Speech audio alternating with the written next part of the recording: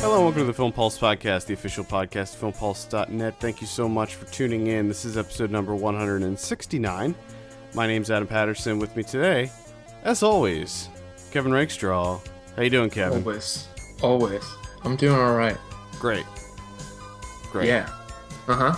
Just to warn you, there's a storm where I'm at now, so if you hear things in the background, you may be able to hear some thunder going on. Some rattling. Yeah, I'm not sure how loud it's gonna get. It's pretty calm right now, but it looks like it could explode at any moment. So this week we'll be reviewing the new comedy from Andrew Bujalski, Results, which is currently available in select cities and VOD. We're also going to be reviewing Jason Banker's Felt, which is going to be out in just a few weeks.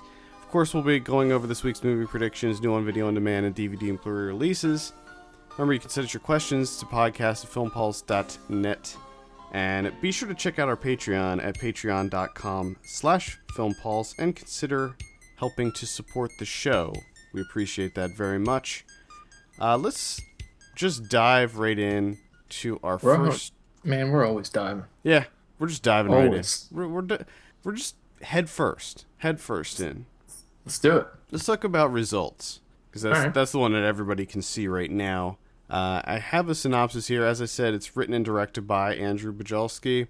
Stars Guy Pearce, Kobe Smulders, Kevin Corrigan, Giovanni Ribisi's in there, Brooklyn Decker's in there, Anthony Michael Hall's in there too. Little role for him, odd little role for him. Mm-hmm. I have a synopsis here. Two mismatched personal trainers' lives are upended by the actions of a new wealthy client. Now, let's see. Who should we start with on this one? I think we'll start with you, Kevin, on this one. All right. Getting into it. What did you think of Results? It was fine. It was fine. It was fine. It was a decent time to pass the time, I guess. Not really memorable in any way whatsoever. Honestly, I remember very little from this movie already, and I watched it 2 nights ago. And it's honestly just it wasn't funny. It wasn't funny. It wasn't entertaining. It's very bizarre pacing to this movie. Yeah. And like what they're going for, or what Bujalski's going for, just is all over the place. Yeah, it is. Yeah, it is kind of weird.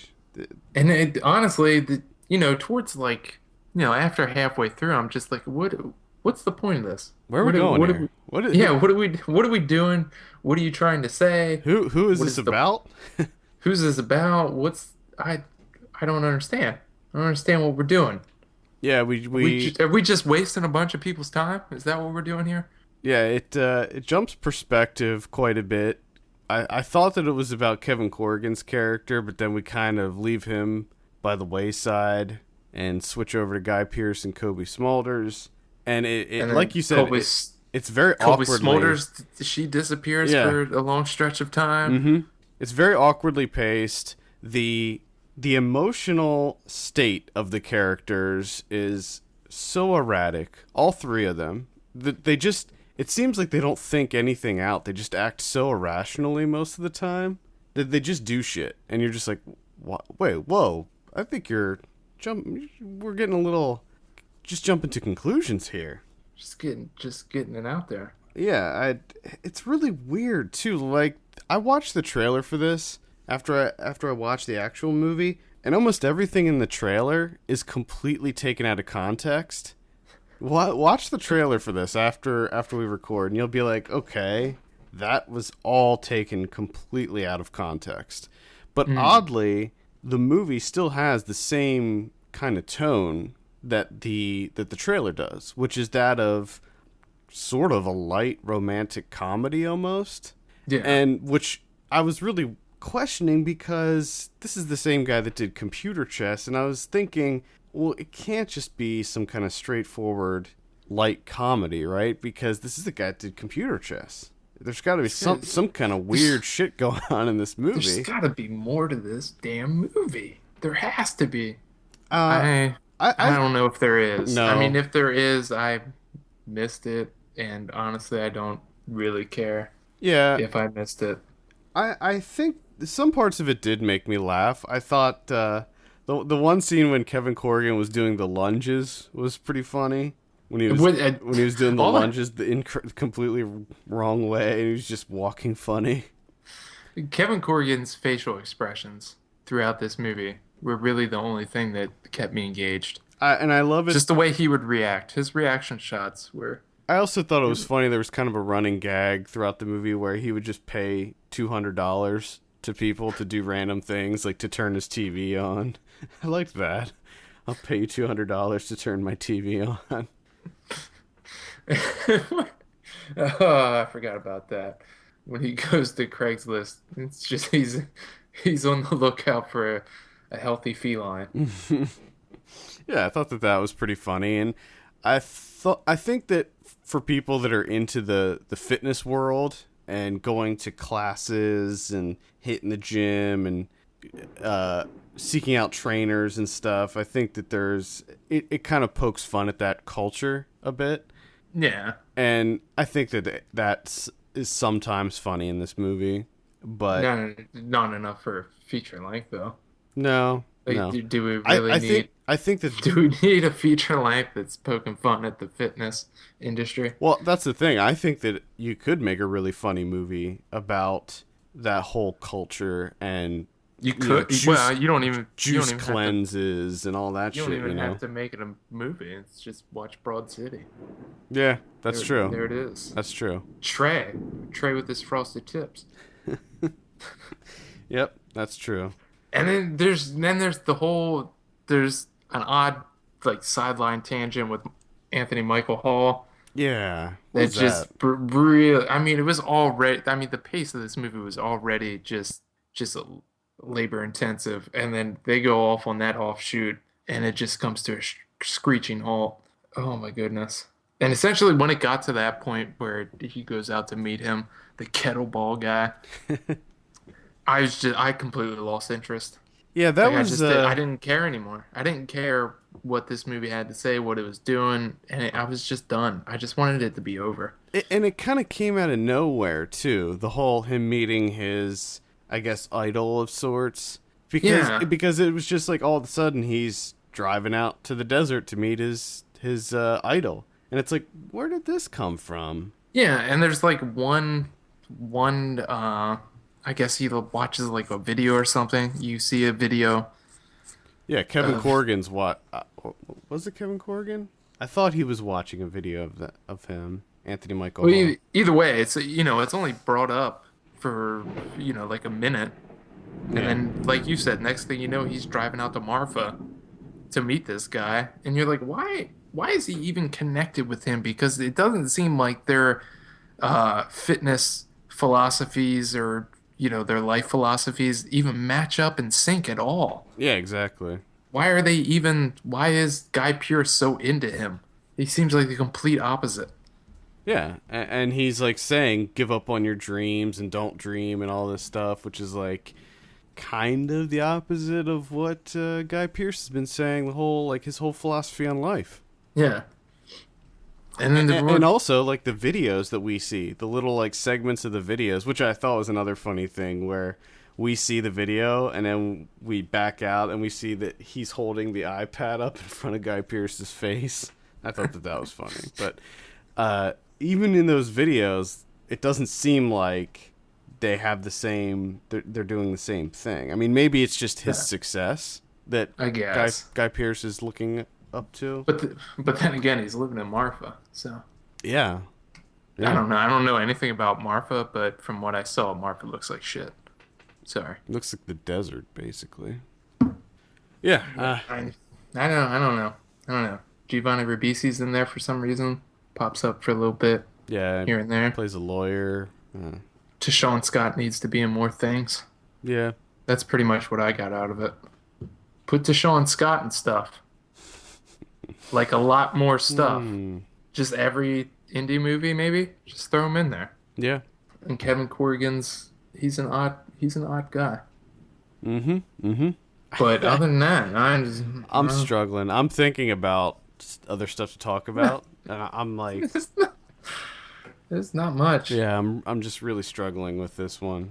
And then there's moments where he brings in like the Guy Pearce's fantasy visions, of like his success and where he wants to see his company, what it looks like, and they pop up occasionally, like in his house and stuff. Yeah, that was odd. Yeah. And it's like, oh, this is interesting. And then nothing more. It's just like, oh, okay, you're not gonna do anything else with that. Okay, sure. Why not? It's just the way that they all acted towards each other. I thought it just everything about it felt unnatural. The way It that their relationship with each other, like all three of them. it really did feel to me like they just got a bunch of people together and they're like, rough outline, here's what the movie's about, and go. And everyone would just they didn't have any material. Yeah, It's just it was a very bizarre watch, honestly. yeah, yeah. I agree. I just felt uncomfortable watching it. I felt as uncomfortable as they looked. Hmm. Yep. So that's results. Bang that one out quick. Yeah. Why? I don't know. Do you have anything There's else to not. say? I don't. No, it's not. There's not much to it. I mean, the performances are fine. It's got some comedic value, but the comedies. It depends on who you are. I mean, I'm sure there's people that are gonna watch this and think it's hilarious. Me, not so much. No. Sorry. I thought it was mildly funny. It made me laugh maybe 3 or 4 times at least. Yeah, and after, the 100 odd minutes were over, I wasn't like pissed off. I wasn't like, God damn it, I just wasted all that time. Fuck you, results. I was just like, okay, now I can do other things. Yeah. It's not that I didn't like the movie or anything like that. I just I don't know. I was just left a little underwhelmed with it. I thought that it was average at best. I don't know. I guess I liked it more than Computer Chess. And I mean, we both we were not big fans of computer chess. No, but here's the thing about Well, Computer Chess. computer chess was actually something. I like the concept of Computer Chess, and I thought it was really clever how that movie was presented, and I thought it looked the part. This one, visually, thematically, it was just meh. It was average. Yeah. And it didn't really feel like the next step. It didn't feel like it was the same director as Computer Chess. No, not at all. It felt very mainstream and kind of just I don't want to say, I'll say generic. It felt pretty generic. A little bit. Well, no, I don't. Let me take that back. Because it didn't. I thought like kind of the theme was pretty generic. The way that he presented everything wasn't necessarily generic, but it just didn't really work for me. No, not for me either. What are you gonna give results out of 10? Oh man, 5.5. That's what I'm gonna give it. Exactly a 5.5. Pretty much right down the middle. It was decent, not great. I'll probably forget nearly everything about it by all of it by next week. I'll probably forget that I even saw it. More than likely, I wouldn't be surprised. One that I probably won't forget anytime soon is the next one on our list here, Felt. So this one comes out in theaters on June 26th and on video on demand July 21st. So got a little bit to wait on this one, but I figured there wasn't a whole lot out this week, so I figured we could go ahead and talk about it because I saw it a little while back, and I'm afraid that I'm going to forget about it if I don't talk about it soon. Gotcha. So this is written and directed by Jason Banker. Synopsis here: a woman creates an alter ego in hopes of overcoming the trauma inflicted by men in her life. That stars Amy Everson. I guess it's also sort of based on her real life experiences. She's an artist, and the main character sort of based on her. And she co-wrote it. It also stars Kentucker Audley. I'll start this one off. I think. Did you say you were going to work on a review for this at some point? Yeah, I'll scrounge one up. Okay. So I'll start it off with this one. I don't know what to say about this one. I liked it. I thought it looked good. A lot of the kind of um, I don't know what to call them, like the not B roll, but like the kind of interludes between the plot segments. Like, Oh you yeah, know what where I'm talking about? Where he's just kind of following her around. yeah, Which I read just a little bit that apparently that's and I could be wrong, so I apologize if I am, but that's a large way of how he makes his films is that he finds someone and then he just kind of follows them around, well, I liked all that just stuff. shooting them and stuff, and then just sort of has Pieces. yeah, and have creates a story out of what they're doing. Well, I liked all that stuff. I thought it looked really good. I thought it was. I mean, it had a very indie vibe to it. A lot of it was handheld and blah blah blah. But I thought that it looked really good, and I liked all that stuff. It, I had a really hard time liking the character of Amy. I thought that she was not a nice person at all, and this is as a man, this is a tough movie to kind of criticize or break down just based on the subject matter, because it's sort of about this girl who had some sort of previous traumatic Yeah, event and occur, and they as never a really delve into it. yeah, they don't, But which I'm glad they don't really like. There's no like kind of ham-fisted explanation where she opens her soul up to somebody. I'm glad they don't do that, but it's implied that something happened in her past that kind of makes her not very trusting. She has like a kind of this innate distrust for men, but it also seems like she kind of hates men too. which I kind of understand the men that she comes in contact with in this movie. I can see why she hates all of them.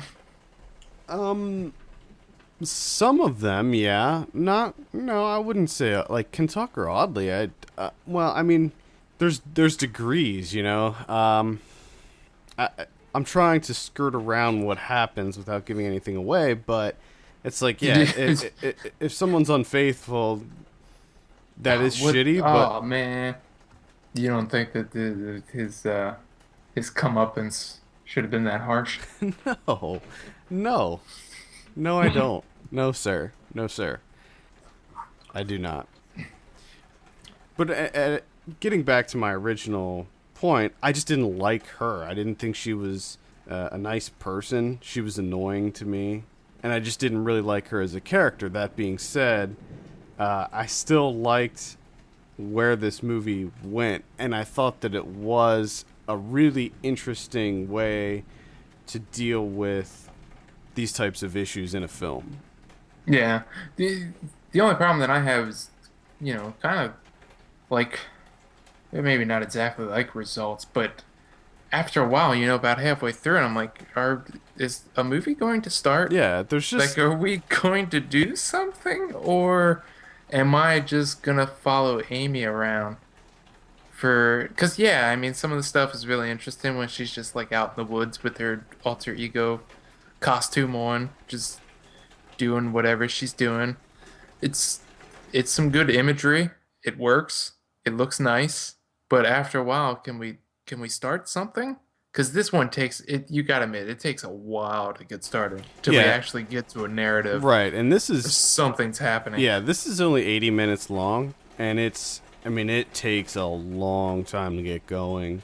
Yeah, honestly, I think only the last 30 minutes, and I think I might be I would being generous there. I would say from the point that Kentucker oddly comes in, it starts picking up because when she starts forming a relationship with him, that's when things start rolling a little bit quicker. Yeah, yeah.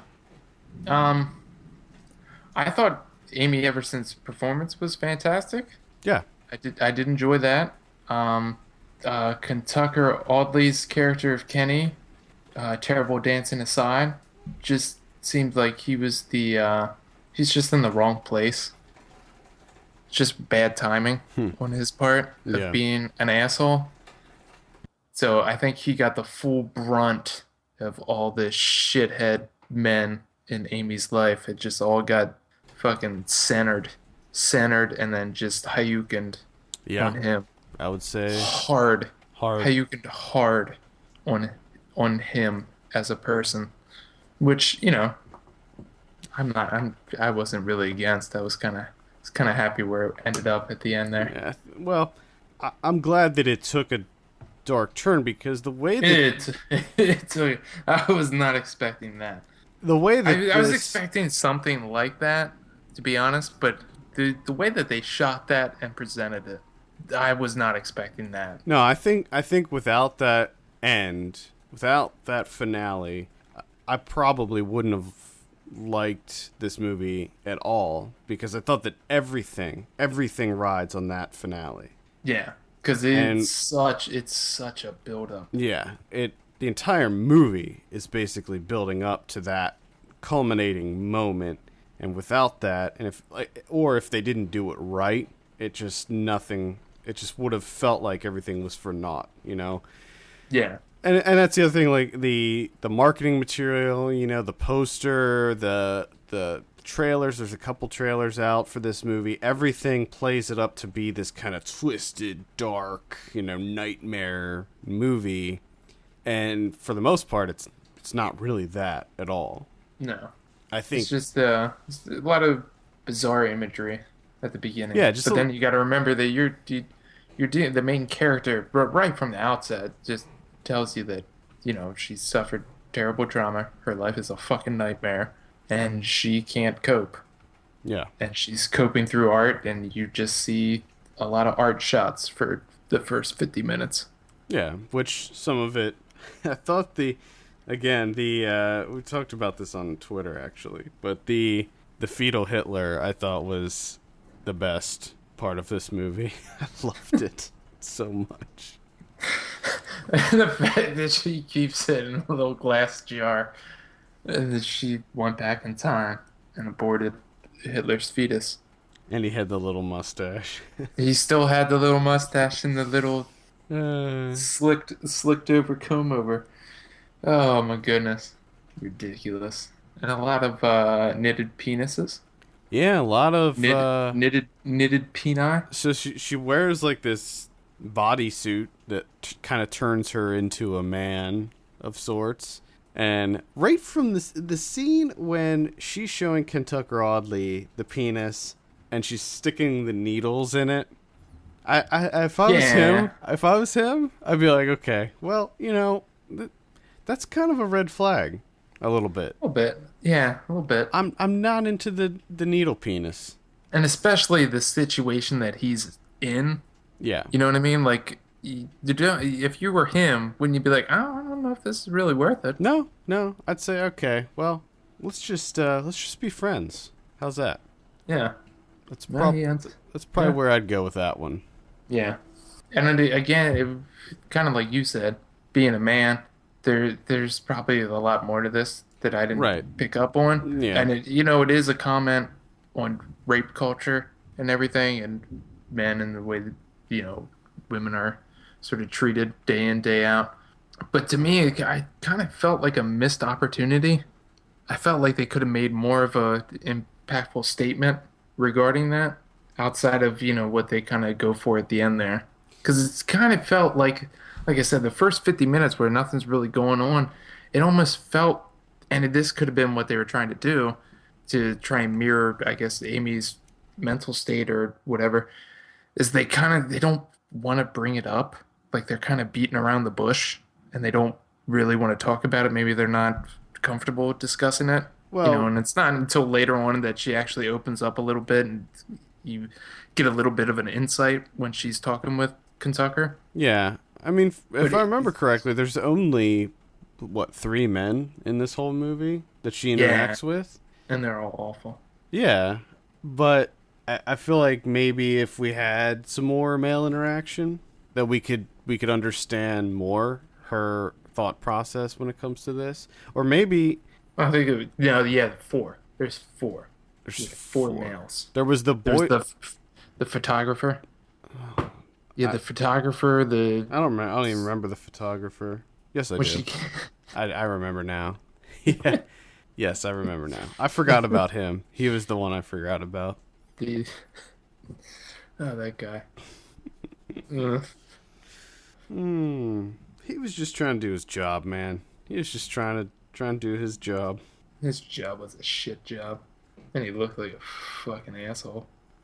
I think that That might have been harsh. I don't know. Maybe I would like to see her interact with more regular men too, because not all guys are horrible.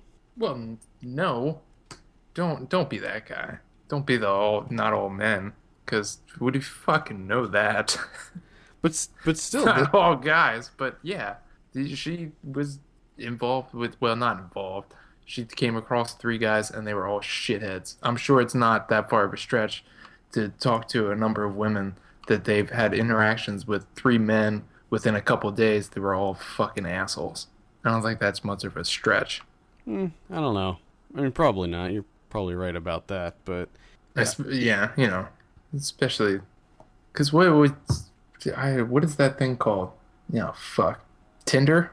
oh, Is that what it's called? oh yeah, Is that what? the dating thing, the dating Is app? that where she got the first date from? I think so. Yeah, Awful person. yeah, yeah. I think so. That was funny. That whole date, I thought was just because he's such a douchebag, and I know. Why are you staying around him? I think she just wanted to see, just to see where this would go, just to see how bad, see how it played out. Oh man. Oh, when that guy opened his mouth. Yeah, And you know what the terrible thing is? It's someone, there's people that are gonna sleep with that guy. Not that that actor is actually that right. guy You mean the that he's character? playing, but Right. yeah, that character. People sleep with that Yeah, I guy. mean, I see people like that every single day. Like every day, I will inevitably pass someone on the street that is that guy. Oh man, that's rough. It just happens. It happens. Mm, mm-mm. I wish there was more to it. I like the idea. It just felt, I yeah, like, it felt very slight. Everything about it felt very slight. I would have liked to them just if she had more interactions with people. I think maybe that would have done it for or me. she just her character opened up a little bit. Yeah, yeah. Even the actions, something that delved into this a little bit more meat to it, pack a little more punch. Or maybe if they did a little bit of a shorter build up to what happens at the end, maybe give us something else to indicate that this was going to happen. Yeah. Just something in the middle. Have her do something kind of disturbing or unnerving, I guess. What, like wear a full body costume out in the woods with the dick and balls? Yeah, well, the burlap sack mask thing, that didn't unnerve me though, because Well, also the majority of the time that she's talking to her friend, she's just like, "Hey, we need to go on a killing spree, or put needles in dicks." but the Or way that it was presented, it felt like comedy almost to me. It didn't feel Yeah, dark and disturbing to me. to me, right off the bat, I was like, "She's going to put a needle in someone's dick. It's gonna happen." I knew it was going to happen because that's going to happen from the beginning of the movie. I mean, just you can tell that something terrible will happen. Something awful's gonna happen. Like, that, but for a lot of the movie, to me, it felt almost like a comedy. Like, it just didn't. It felt goofy. Like, the costumes and stuff that she wears and the way that she moves and acts with them, it Yeah. felt humorous. Yes. And I'm sorry, but you can't deny that Fetal Hitler was not funny. No, it's definitely funny. It's fetal Hitler with the full-on Charlie Chaplin mustache. Are you kidding me? The old Charles Chapman mustache.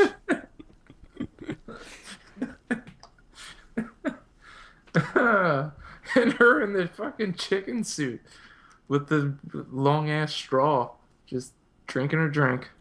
Yeah, I like the chicken suit. I like Could have the- used more. Could have used more chicken suit. I like any movie where someone is wearing a chicken suit or any kind of suit and just playing it straight and having a conversation with another person, and no one is addressing the fact that they're wearing a chicken suit. It's just that's her job. Yeah, You know? like that's an everyday thing. She's just wearing a chicken suit. She's just having a conversation with her friend, whatever. I mean, you know how hard it is to get back in a chicken suit? You can't just be popping a chicken suit off to have conversations with people and then popping it back on. You know, it takes a lot of time. You just got to do those things with the chicken suit on. Yeah, of That's course. how it works. Of course. I don't know. I would say maybe a light recommend for me on this one. Yeah, it's a light for me.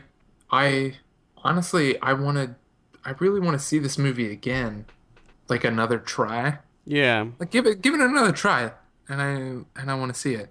Now that I know what happens, I think I would like to give it another shot because for me at least, it was entertaining. It felt short to me. It didn't feel very long. And it was entertaining. It's just not a whole lot happens. Yeah, yeah. There's a lot of build up in this one. Yeah, I mean, It really takes its time. yeah, I mean, you said it doesn't even get going until like there's 30 minutes left. I would say even shorter than that probably until it really gets going. I did like the the scene with her and Kentucky Riley with the birthing scene.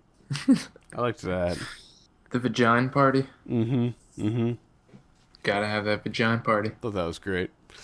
All right, so that's felt. Let's go ahead and give this a score out of 10. I will go ahead and this is a toughie. This is a toughie to score. I'll just say a 6. I'll give it a 6.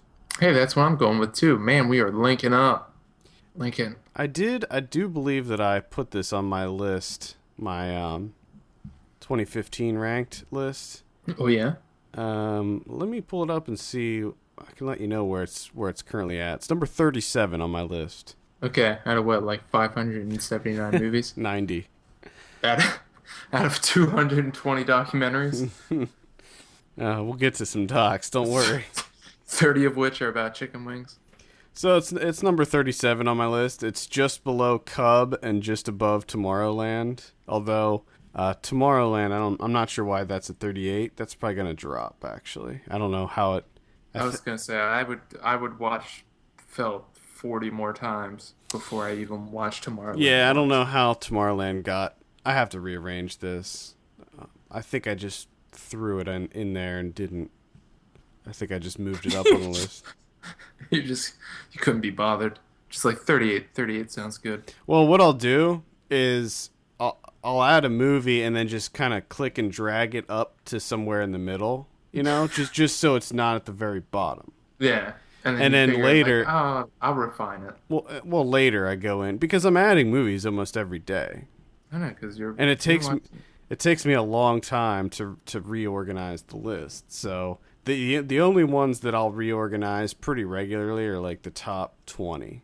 Gotcha. Anyway, we'll be talking a lot about lists later this year.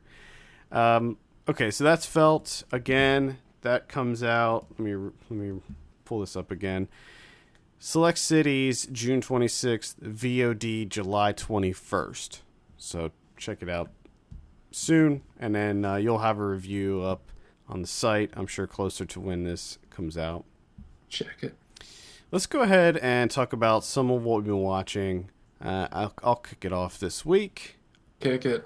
The Brooklyn Film Festival started. Okay. So I'll be talking about a couple that I saw there. But I did start the week off with an older movie from 1986 called In a Glass Cage. Okay. This is directed by Auguste Villaronga. Okay. Oh shit! I just realized that I didn't look up any of the directors' names to see if I can pronounce any of them. This should be fun. Oh, there you go. So this is regarded as one of the most disturbing and possibly controversial movies ever made. It's about it's a weird movie. It's about a former Nazi who has an accident. He falls off a building. He ends up in an iron lung. A young man comes to be a nurse for him and take care of him after this accident, bathe him, feed him, what have you. And it turns out that the young man who is coming to work for him is not actually a nurse, but a boy who knows his secret, knows that he was a Nazi, and also knows that he was kind of into torturing, raping, and murdering young boys. And it's sort of a revenge story, but it's also this twisted tale about how, like, the victim becomes the perpetrator, where he decides that he wants to become this Nazi guy. Like, he wants to take his place. Yeah. So it's very twisted, very dark. It is disturbing.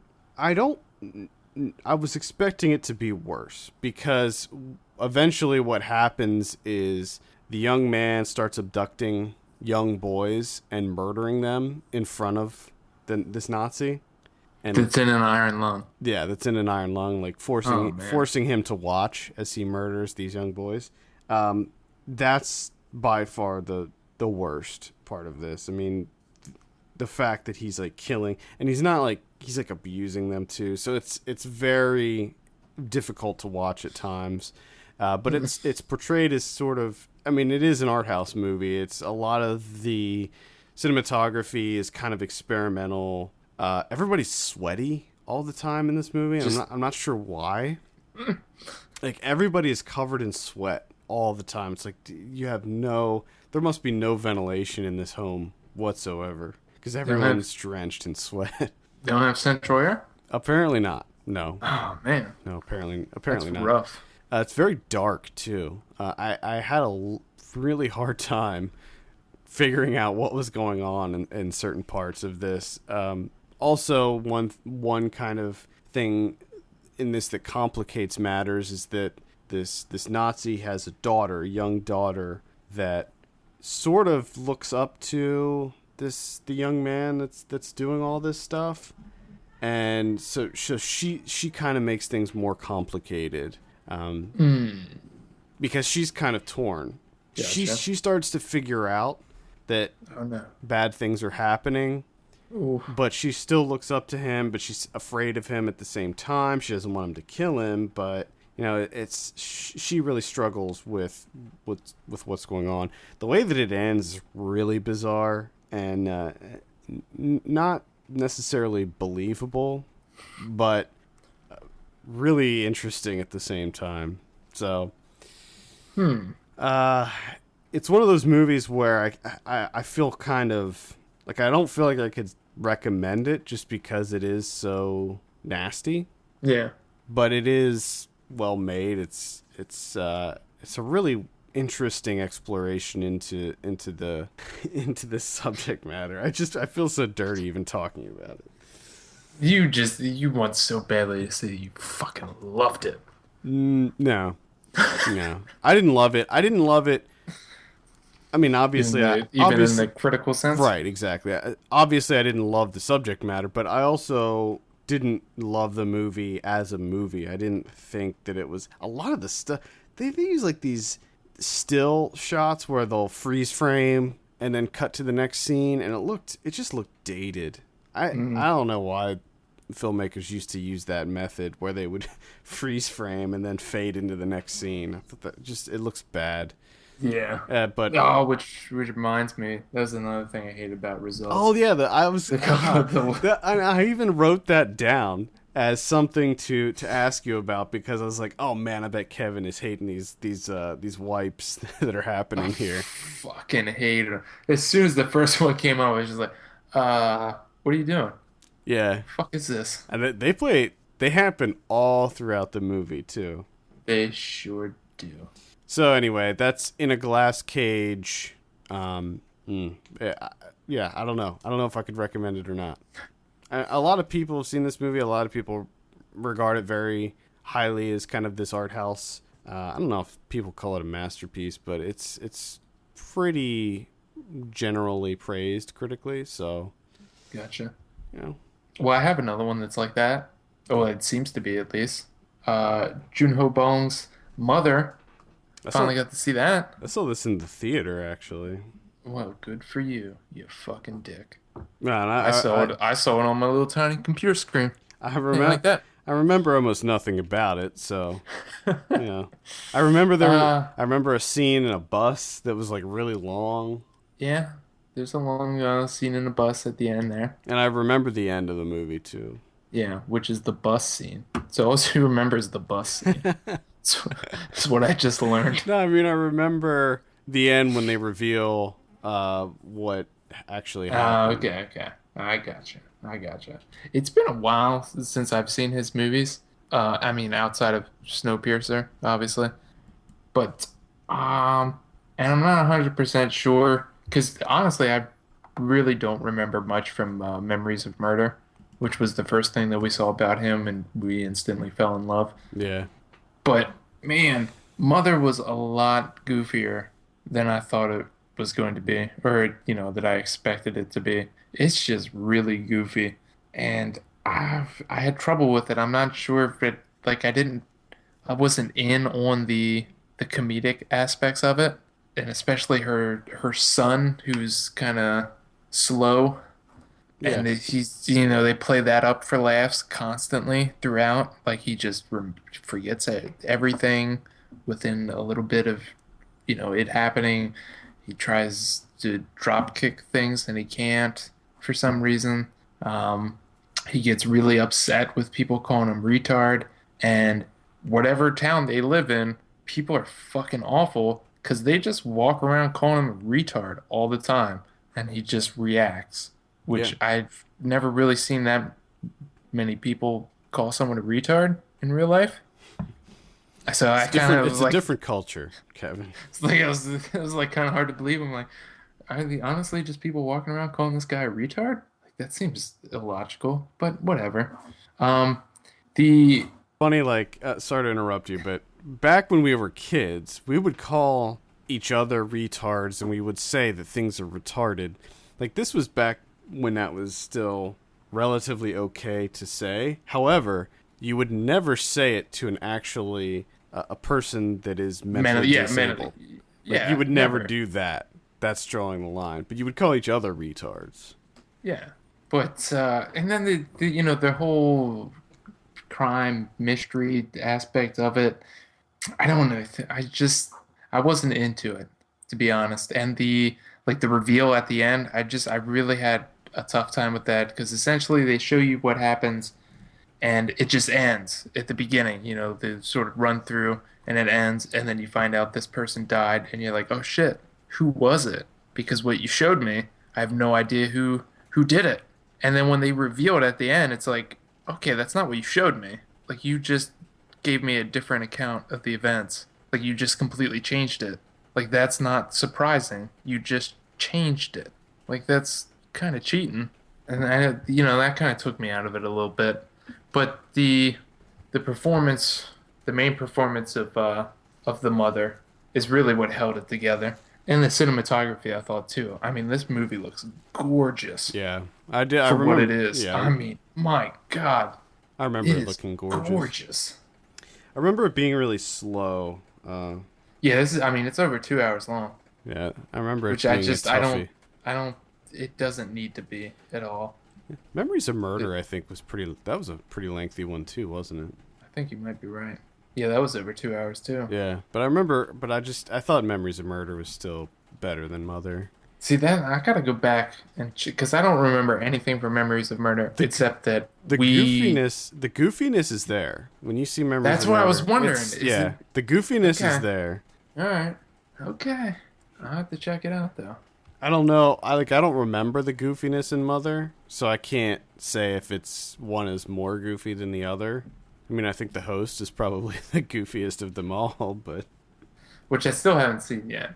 I think I'm gonna have to go back on Bong's filmography here. Check these bad boys out. yeah, for sure. I mean, I love the host and Memories of Murder.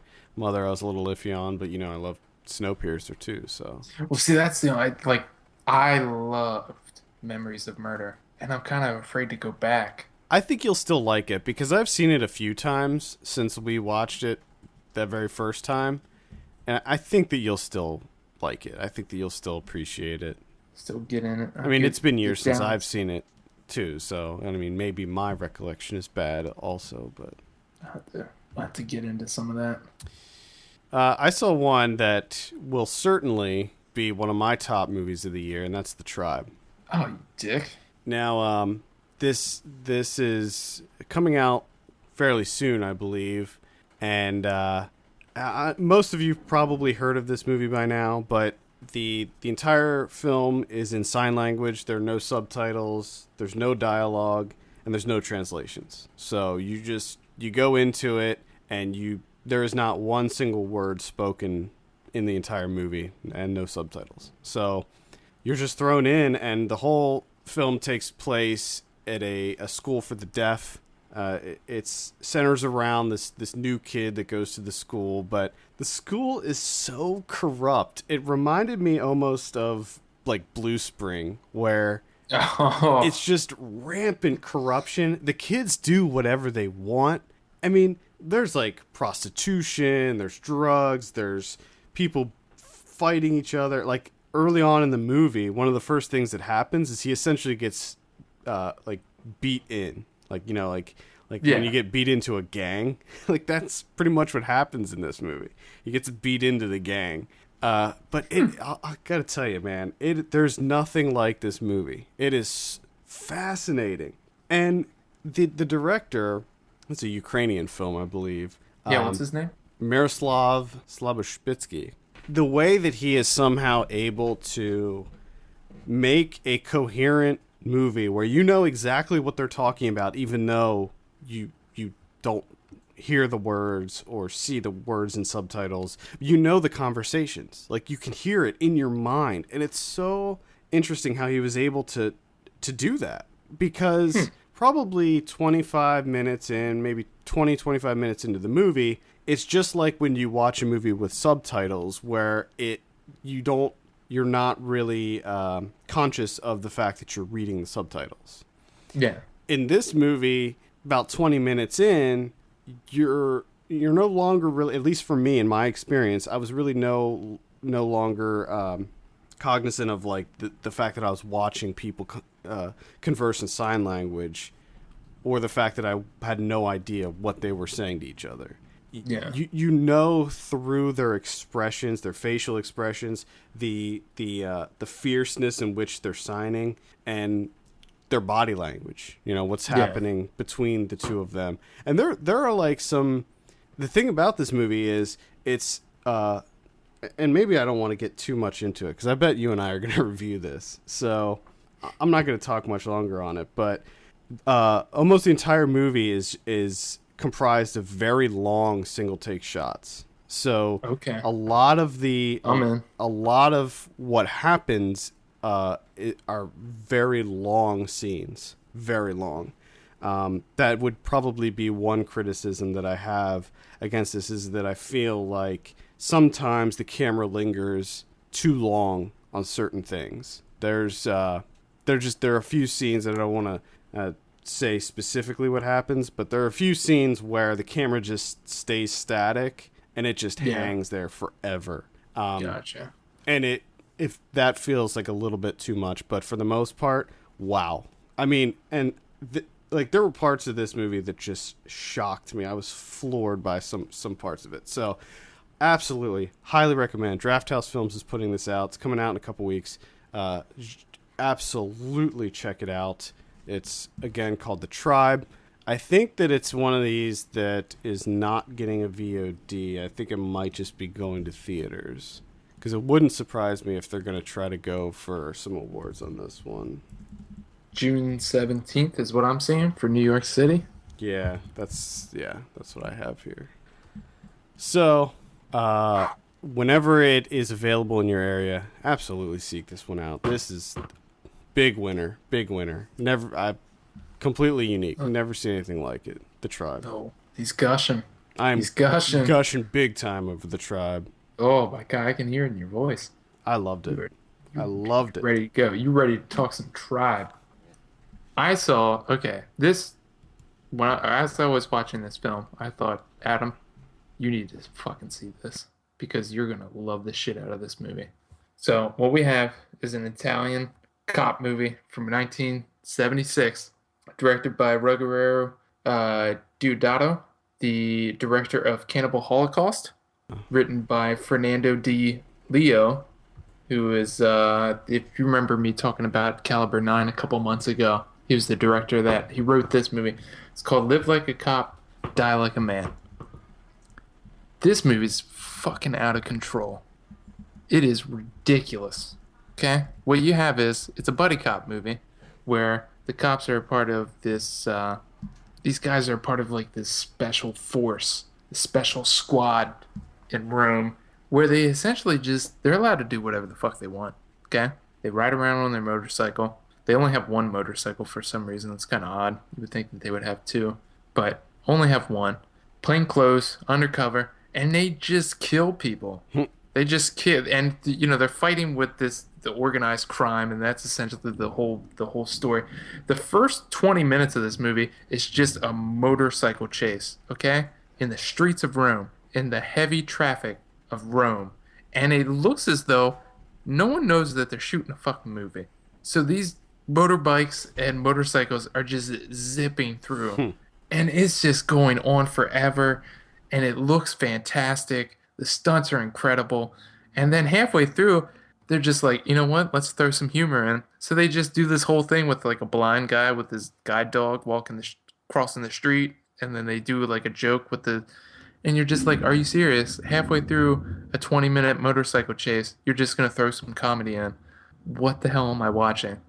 So they end up catching the guys, and instead of like arresting them, they just snap their necks and just kill them, and then they just go about their business. So it's a very bizarre take on the fact that you're watching these guys, and they're supposed to be the quote-unquote good guys, but they're worse than the fucking criminals that they're going after. These guys are just dicks. Like, I thought Diabolic was a dick and an asshole. These guys, much worse.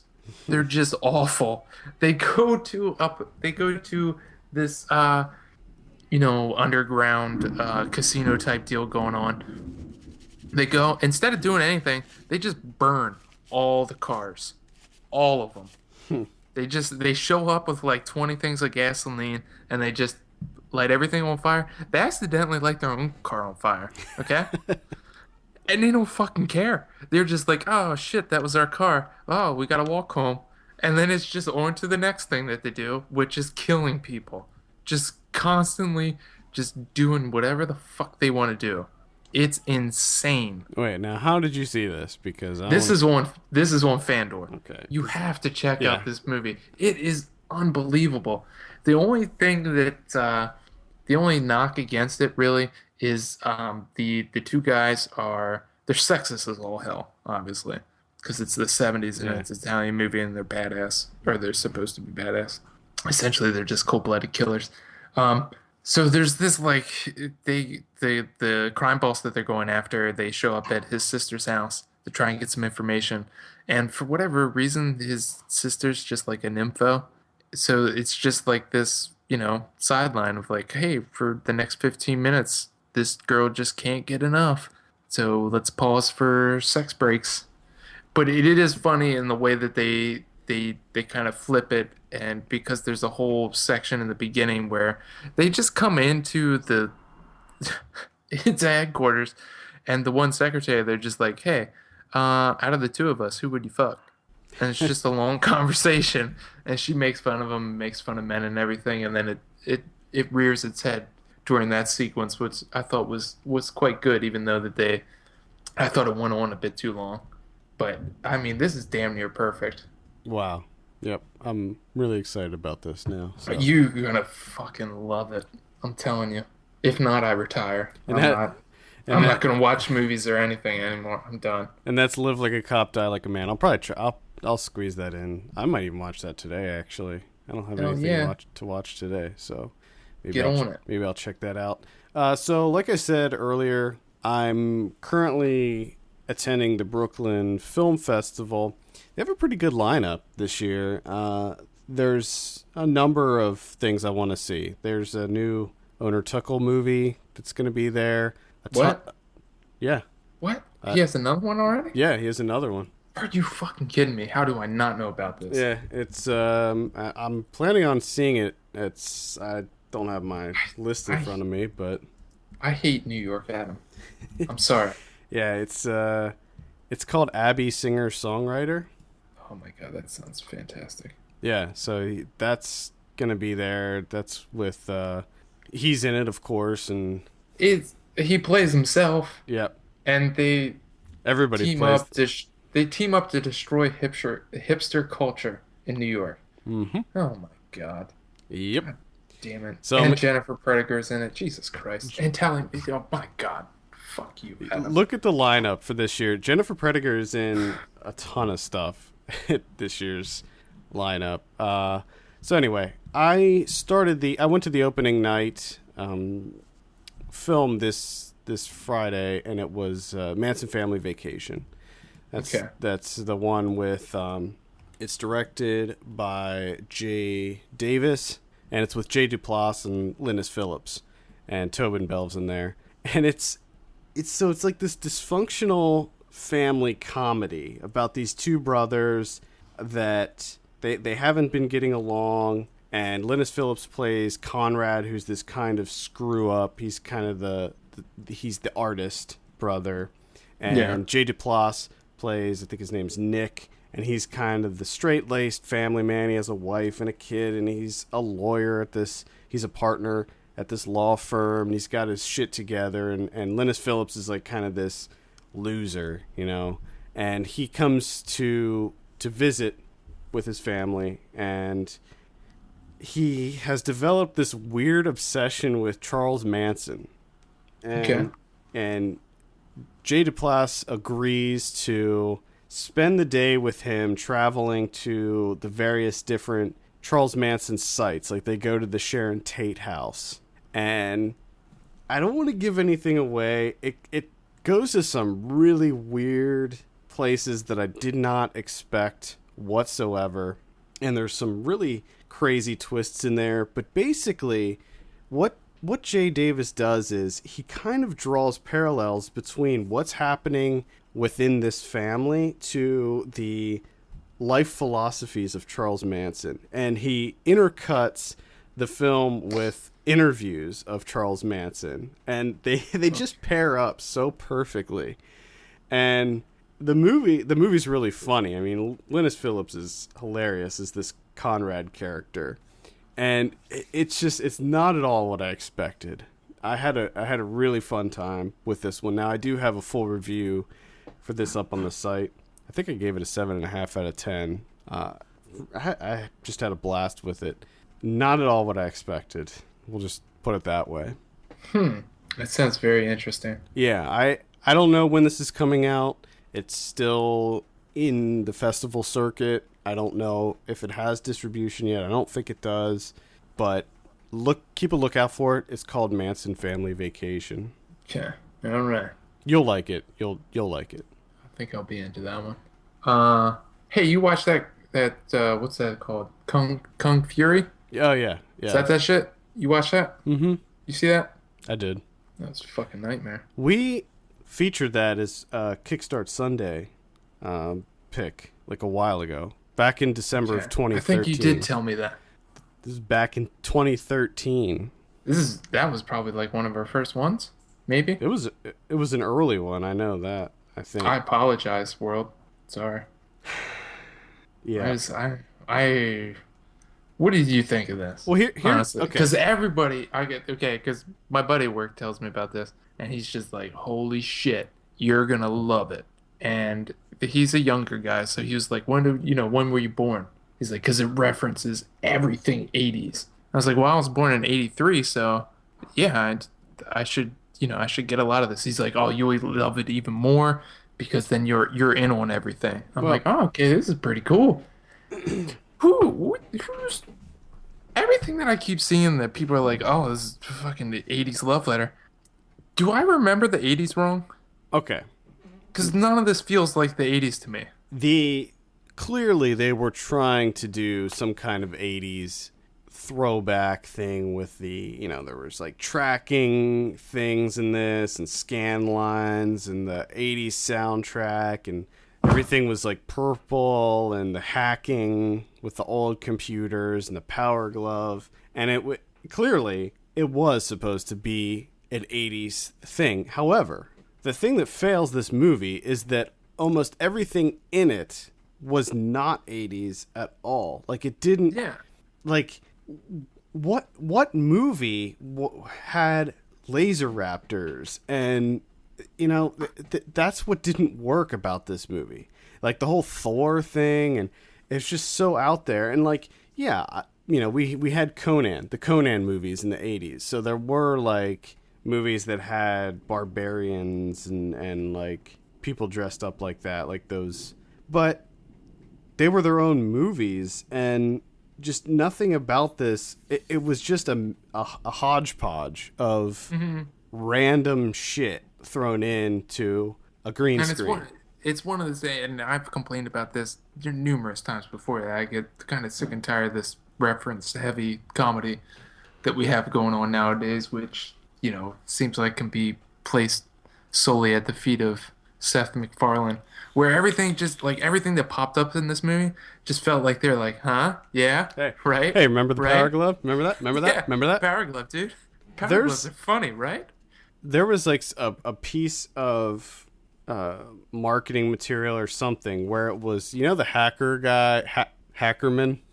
They have a YouTube video up of him giving hacking tips or something like that, and that I thought was way funnier than the actual Kung Fury short. Which it didn't. There was a couple things in it that I thought, you know, they kind of got a chuckle out of me. I did like, you know, when he's hacking time and it just pops up and it's like, you're about to hack time. Are you sure? Yes or no?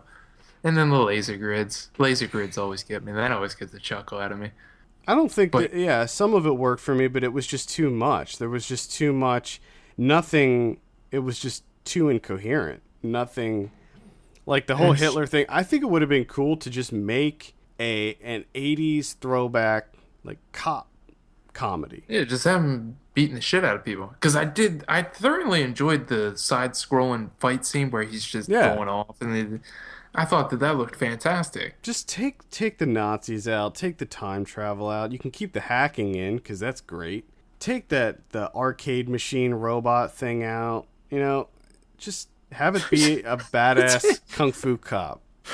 Just take out almost everything that you have in there. Yeah, take out the shit where he's like flipping the cars and all that stuff.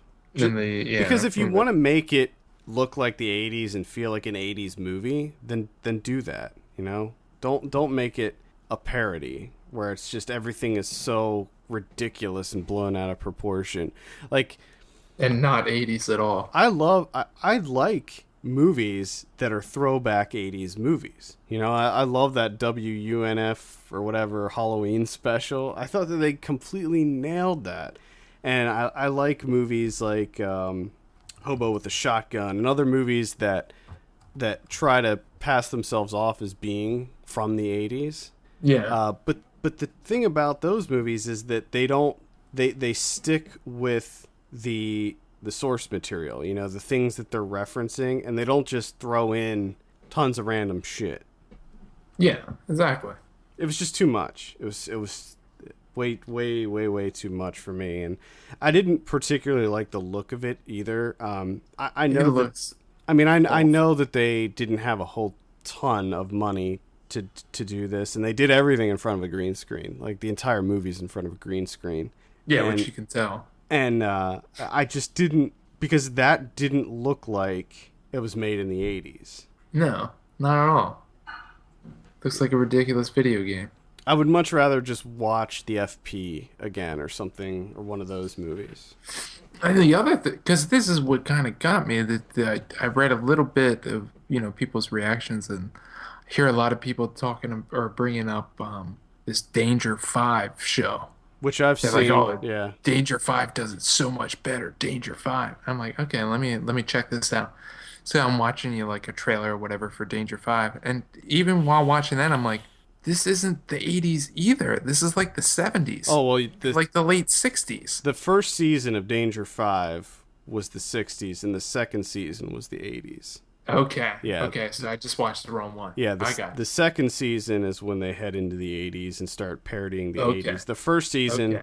The first season's all about spoofing like '60s spy movies. You Yeah, know. because I was gonna say, I'm like, this all looks like Thunderbirds to me. Mm-hmm. Yeah. Like what?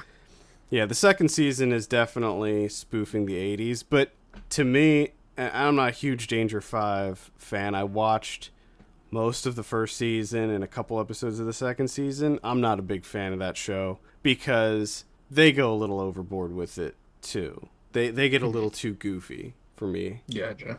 For Gotcha. me, if it's like an '80s throwback or any other specific decade, I like the realism. I like it to feel like it came out of that time. Gotcha. And with Danger Five, I they would agree with have that. with Danger Five they have like weird people in animal masks and stuff. Like their chief is he's like an eagle and stuff. And I get it. That I mean that works for some people. That's the kind of comedy that some people like, where it's just really over the top and It's random, goof spoofy.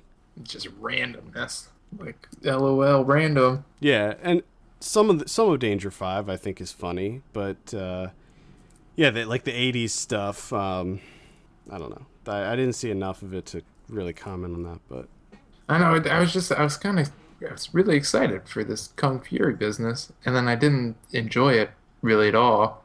And then I just gotta sit here and just see like the influx of "It's the best thing I've ever seen. well, Oh my God, it's so fucking amazing." And I'm that's just like, Are you kidding me? Calm down, man." because that's what people like right now. You know, nostalgia's in. So anything Nostalgia's in and hyperbole is just through the fucking roof. anything that's like, hey, this is the '80s. Hey, remember the '80s? Laser Yeah, grids, I know. That's what I mean. Everything just Power feels Glove. so fucking lazy. Where it's just like, I honestly think that at some point in time, maybe from like a year from now or something, that's going to be a comedy movie where it's just like someone's just on screen. It's just white background, and they just hold up a power glove, and they're like, "Power glove," and then you just wait a little bit, and then he just pulls up something else, and that's it. I can't wait till they start doing it with the '90s. I Yeah, know. The guy's just like, "Pogs, huh?" flannel He's shirt. just hold, he's just holding Pogs. And people are gonna be fucking losing it. Like, oh my God, yes, Pogs. I remember Pogs. Uh, It's like, but they're not doing anything. You're not doing anything with any of this. You're just showing it. Yep, and that's the problem with Kung Fury. I think that they hit a lot of the right notes. You know, like the bad guys, the gang members, they all looked very '80s in the way that they were kind of dubbed. I thought that worked, and the fact that they had Uzis and stuff, and the old school skateboards, and Yeah. so I wouldn't say the problem was just the story. It was lame. It was they crammed in way Wait, too much shit. The whole Hitler thing didn't work, and time. Ugh. everything was just bad. Nope, I wasn't buying what they were selling me. That's right. At any rate, it is free, so you can see it on YouTube for free. Yeah, but don't do that. Do No, something else with your time. no. Another Brooklyn Film Festival movie that I saw that is available right now on Epix. If you have Epix, What is Epics? it's like a TV channel slash maybe VOD type thing. God, it's too many things. It's I don't know. I don't know what Epix is. I always thought it was a TV channel, but apparently you can sign up just for Epix because I saw Alex Winter tweet out something and say you can watch Deep Web for free if you just sign up for a trial on Epix. Anyway, it was Deep Web by Alex Winter that I saw. That's what you ended up signing up for, huh? No, I saw this at the Brooklyn Film Festival. I didn't. Oh, that's right. That's right. I'm sorry. I didn't sign up for Epix. I got lost in your tangent. Yeah. I thought you ended up signing up for Epics. So we actually this was another Kickstart Sunday pick that we had a while back, and we actually interviewed Alex Winter about this movie. Now it changed quite a bit since we interviewed him. Back when we interviewed him, I don't even remember when it was. It was a long time ago.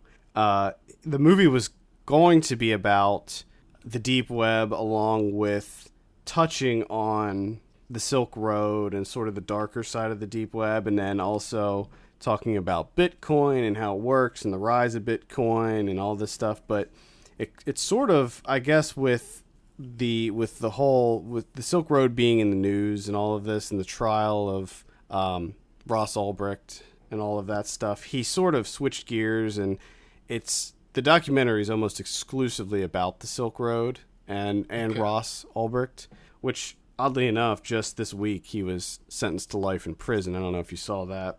I did not. Yeah. Yep. That's a bummer. Which was crazy. I mean, this movie premiered, I think, at South by Southwest, maybe. But, like, a day before it screened in Brooklyn, he was sentenced to life in prison. So he got... Oh, man. And the one that I saw, actually, they updated it at the end. Oh, really? Yeah.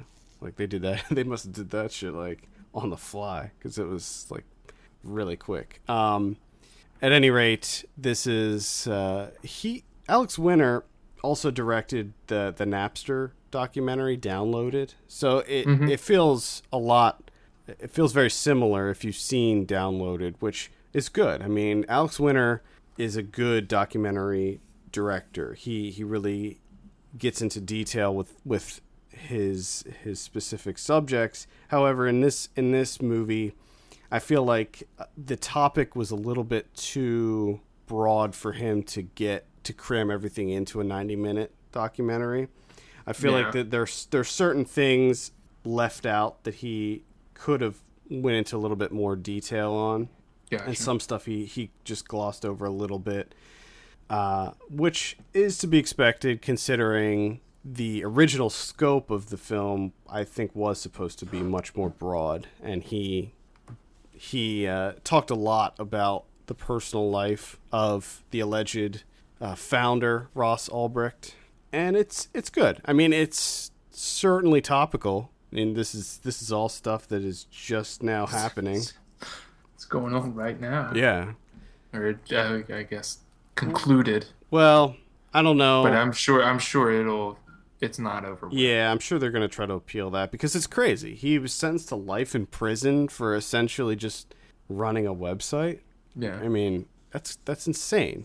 And there's this whole thing about how the FBI managed to locate the server and copy the data from the server on the Silk Road without any kind of warrants or anything like that. So there's a lot going on here with how they obtain this information, and it's never been released. As far as the public knows, it's probably safe to assume that they essentially hacked the servers of this website without any kind of authorization or warrant or anything. No, yeah, because it's so should not be allowed. Well, the laws on that are just so they're not defined well enough. They can just kind of do what they want. Well, it's I believe it's something. I think it's violating the Fourth Amendment for them to do that. But they get into that in the film, and one thing that they allude to is that a lot of people wanted this site shut down because statistics showed that drug-related crime was on the decline directly because of this website, which, if you're not aware, the Silk Road is a site where you can basically mail order drugs and have drugs mailed to you. Get it? And because of this site, the drug crimes were on the decline. And as we all know, there's a lot of corporations and things that have a vested interest in keeping the drug war going, like for-profit prisons, private prisins, and things like that. And the U.S. government. Right. Yeah. I mean, no, you're right. It is laughable, but you are correct. Yes. In that everyone has a stake in this drug war. I mean, everybody's profiting from it. They talked about military contractors and stuff that are now. This has been known where like police forces are getting contracts with these weapons manufacturers and things like that, and getting basically military grade vehicles and stuff like that for local police forces, and they talk about all that stuff. They touch on it as to possible reasons why this is happening. They're kind of trying to make an example of this kid. He's only 29, and he didn't create the website either. He just kind of took over managing it. Well, that's why that's always what they say regarding these types of trials, and when they prosecute these internet, the quote unquote criminals. It was like we gotta make it we gotta show people that we mean business. It's like, okay, can you calm down a little bit? Jesus. Well, yeah, the minimum sentence. Like, can we start doing that for rapists? Maybe. Yeah, exactly. That'd be cool. Like, for fuck's sake. Rapists get like 8 years in prison. He gets life. Yeah, that's why it's just ridiculous. It was yesterday or whatever. The family that had their autistic 6-year-old locked up in a cage and he died. They got like 7 years, man. Yeah, they got 7 years. It's ridiculous for keeping their kid in a cage. And I hope that the fight isn't over for him. I'm not saying, and the movie's not saying that he's innocent or that he shouldn't be punished or anything like that, but they do make a pretty compelling argument as to why this site could be a good thing. It's like they go over, they ran the numbers, and they were showing that like the drugs that were sold on the site were much cleaner, much more pure. Like the sellers, they actually interviewed some of the sellers. He was able to contact them and get interviews with them, and how they pretty much all said like, no, we kind of essentially profiled anyone who was buying from us, and if we thought that it was a kid or they were too young or they weren't going to be able to use these drugs responsibly, we wouldn't sell to them. And it seemed like a very regulated system. And then, of course, just like any other online marketplace, you could review sellers, So if you bought something, if you bought weed from somebody and it wasn't any good, you could give them a bad review. And then other people would be like, this weed that I bought from this guy sucked, and don't buy from him. This guy's the worst weed dealer on Silk Road. Yeah. It's fucking awful. So it's interesting because in a way you look at it and you're like, okay, well maybe we do need something like this. Maybe because people are going to do drugs no matter what, Yeah. You don't know. We could win that war one of these days. They honestly think that they'll be able to do it. Well, I don't think they do. So the takeaway that I got from this, now I keep up on all the latest, techie stuff. So I knew most of this story already. But what I didn't expect was to come away from it thinking like, maybe Silk Road's not that bad of a site. Because before I was just like, that's, I was like, that site probably shouldn't exist. Because I thought that there was more to it than that, where you could buy like, and maybe you can, but they didn't really talk about it in the movie. You could buy like guns and stuff, and I thought that they were like trading like child porn and shit on that site, which obviously it wasn't. And again, I don't know if this is like how much of this is actually part of Silk Road or how much of this was like a fabrication to make Silk Road look bad. But I thought that one of the terrible things about Silk Road is that you could like hire contract killers and stuff. Well, is what they were trying. Yeah, they were trying to sell that idea. They were trying to sell that idea that Ross Ulbricht attempted to have 3 people killed.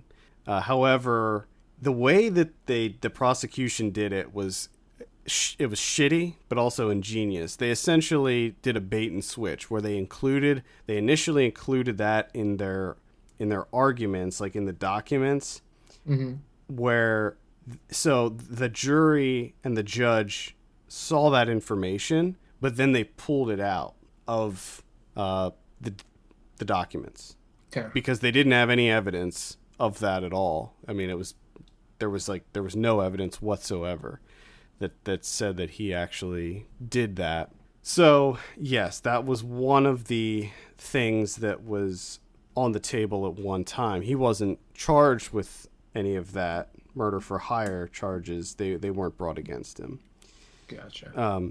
Some people in the movie, they say that it could be fabricated. Some people also say one of the big things about this is that the online persona that he had was apparently used by many people. Like, it wasn't just him. It was at least 3 or 4 different people that had that same persona. Oh, man. So even though he's the one that's kind of taking all the blame for it, he's not necessarily, he didn't create the Silk Road, and he's not really, he's just one piece of the puzzle. Yeah. So, and like, when you go back and look at all of his postings on the site and stuff like that, he's always kind of taking a peaceful approach. Like, his goal was to always make everything very safe, and he was always preaching kind of peace, and ending drug violence and stuff like that. So it didn't seem very characteristic of him to hire a hitman to take somebody out. So that's where that. I mean, I don't know. I think that that's where the justice system sort of failed in this regard, is that it's impossible to know. There's no proof. The only proof that they really had was the fact that he was logged into the Silk Road, Yeah. But it's an account, it's an online account. So, like, if, for instance, if I had an Amazon account and somebody got my username and password, they could go on my Amazon account and buy a whole bunch of shit. And I didn't buy it, but it was under my account. You know what I mean? Yeah. So I think that it's nearly impossible to say that he specifically did this or that when anybody could have that same login. And at any rate, I don't know if life in prison. It seems like a bit much. Because, I mean, he was charged with, there was hacking charges brought against him, which he was found guilty of. And it's like, what did he hack? What kind of hacking was going on here? He ran a website. He hacked time, maybe. Oh. Do you think he hacked time? Maybe he went back in time to kill Hitler's fetus. Probably. Kill fetal Hitler. Anyway, that's Deep Web. It is available on Epix right now. Okay. All right. I'm done.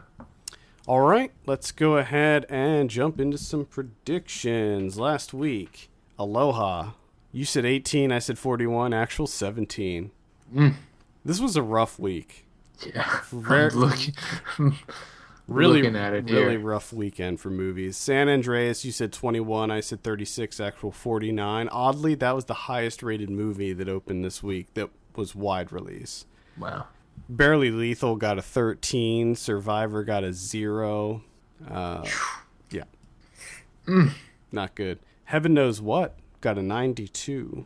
Nice. So, yeah. If that's playing in your area, again, I will highly recommend Heaven Knows What. Check that out. Next week, we have Entourage, the movie. What are you thinking on this one? Jesus. 42. I don't know what to think about this one, really. I don't know why this is a thing, honestly. I'll say 51 on that one. We also have Spy. That's the Melissa McCarthy one. I don't think that looks good at all. I have no desire to see it. I'm gonna say that one. Oh wait, it's your turn. It's your turn. I'm gonna say, I'll say 42 on that one. Okay, I'm gonna say 56. All right, and then we have Insidious Chapter 3. Oh boy, there we go. About time. I have no desire to see that. No, I don't either. No desire. Which is odd. It's a horror movie, but yeah, just not feeling that one. I'm gonna give that I'm gonna go 28. I think people are done with the whole supernatural horror thing. That was I think so. I think it kind of ran its course. Yeah, that was booming for a while, but I think that people are kind of done with it. So it'll be interesting to see, because there's always some trend in horror movies So it'll be interesting to see what happens here. And I'm wondering if the poltergeist thing was because it felt so unnecessary Yeah, and long after like the actual trend that it was just like, that could oh, be. geez, stop. Yeah, We need to stop doing this. Insidious Chapter 3 could be the end. Could be the end of things. I hope so. We need to move on to something else. Well, I think we have Sinister 2 coming out also, so maybe that'll be the end when that comes out, because that doesn't look very good either. Oh, Let's see. Insidious Chapter 3, I'll say 23 on that one. In limited release next week, we have a pigeon sat on a branch reflecting on existence. Something tells me you're really excited for that one. I've been waiting. I can't wait. We have Hungry Hearts. That's the one with Adam Driver. I'm pretty interested in that one. Charlie's Country. It's a New Zealand. I'm excited for that one as well. The Nightmare, which is the documentary by Rodney Asher. We'll probably be talking about that one next week. Electric Boogaloo, the Wild Untold Story of Canon Films. You're probably jazzed up about that one. I already saw it. I saw it a while back, but yeah, it's good. It's really good. Okay. It's by the same people that did, I believe, it was like Machete Maidens and the Not Quite Hollywood. So yeah, it's good. I recommend it. If you're into movies about movies, definitely see that one. Okay. Freedom, that looks terrible. Police Story, Lockdown, that came out like 5 years ago in China. It's finally coming out here. It's the Jackie Chan one. Not interested. Wild Horses. That's the one with is that the Robert Duvall? Franco? Isn't James Franco in that one? Yeah. And Josh Hartnett making a comeback. How about that? I've been watching him on Penny Dreadful on Showtime. That show's losing me big time, by the way. Is it? Nothing happens. It's like every episode, just nothing. Nothing going on in that show. I'm waiting for something to happen. We also have An Open Secret, which is that documentary about child abuse in Hollywood. That one looks... I'm interested in seeing that one because a lot of people didn't even think that was going to see the light of day. But yeah, that one found a distributor brave enough to put it out. Wow. And United Passions. This is interesting. This is a film created by FIFA, and it's about the World Cup. I think it's like the first year of the World Cup with like Tim Roth's in it. It's interesting though because I got an email from a publicist for this movie, and they were like, with all the stuff that's going on with FIFA, I thought you might want to see a look at the other side of the story. And it's like, what? Why would I want to watch this movie? It's made by FIFA. What makes me believe that this is going to have any kind of truth to it whatsoever? And it looks, it looks terrible. The movie looks bad, but at any rate, United Passions is coming out. United Passions. Ugh. No, that is a terrible title. Yep. Okay. VOD next week we have Tiger Orange. Okay. All right. The Poltergeist. I don't know either. The Poltergeist of Borley Forest. Cashing on that poltergeist thing there. Hungry Hearts, Wild Horses, Freedom, The Nightmare, We Are Still Here, and Police Story Lockdown. Right. I love how these days pretty much everything that's coming out in limited release also comes out on VOD. Mm-hmm. It's kind of crazy. Like the lists, like the release dates almost match up. That's why I get so confused at this section of the podcast. Because you're just kind of rattling things off, and I'm just like, did we get stuck in some sort of loop? Because I'm pretty sure he already named that movie like 3 times. Yeah, it's crazy. Next week on DVD and Blu-ray, we have Camp X-Ray. I never got around to seeing that one, but I heard it was good, so let's check that out. Yeah, Kristen Stewart. Focus, I heard that was pretty bad. Jupiter Ascending, heard that was pretty bad. McFarlane USA. McFarlane USA, heard that was pretty bad. Monsters Dark Continent, heard that was pretty bad. So, heard all of those were bad. Yeah. Man, looking good next week. Yeah. Looking real good. What do we have on the Criterion front? We have zero, Oh so boy. next Okay, week is so the best. next week I will say probably check out Hungry Hearts on VOD. That's about all you can do. That's going to be my suggestion for next week. Hungry Hearts on VOD. I did see The Nightmare, and we'll We'll talk. get you get into that one a little bit. Yeah, we'll talk about it next week. Okay. All right, well, I think that's going to wrap it up. Send us your questions to podcast@filmpulse.net. Follow us on Twitter @FilmPulseNet and @FilmPulseKevin. And please take a look at our Patreon page at patreon.com/FilmPulse. And consider subscribing for as little as $1 per month. For Kevin Rakestraw, my name's Adam Patterson. We'll see you on Thursday for Ryan Watches a Movie.